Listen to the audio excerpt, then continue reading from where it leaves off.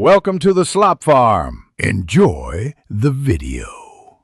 In this video, I will explain how to change a door knob and deadbolt. First, let's gather our essential tools. You'll need a Phillips head screwdriver, a flathead screwdriver, and a tape measure. It's also a good idea to have your new door knob and deadbolt ready, ensuring they match your door's specifications.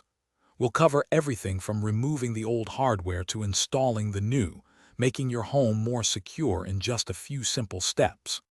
Now let's remove the old hardware. Start with the door knob. On the interior side, you'll find two screws. Use your screwdriver to remove them.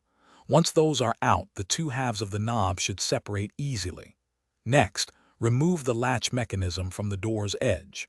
For the deadbolt, unscrew the two screws on the interior plate, then pull both the interior and exterior cylinders out of the door.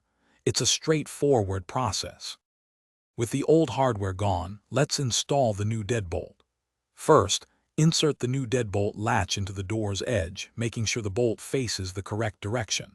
Next, slide the exterior deadbolt cylinder through the door, aligning its tailpiece with the latch mechanism. Finally, attach the interior deadbolt plate, securing it with the two provided screws. Tighten them firmly but avoid over-tightening to ensure smooth operation. Finally, let's install the new door knob. Begin by inserting the new latch into the door's edge, ensuring the beveled side faces the door frame. Next, slide the exterior knob through the door, carefully aligning its spindle with the latch mechanism. Then, attach the interior knob, securing it with the two screws from the inside. Test both the knob and deadbolt several times to ensure they operate smoothly and lock securely. You've successfully upgraded your door. Thanks for watching. Consider subscribing if we helped you today.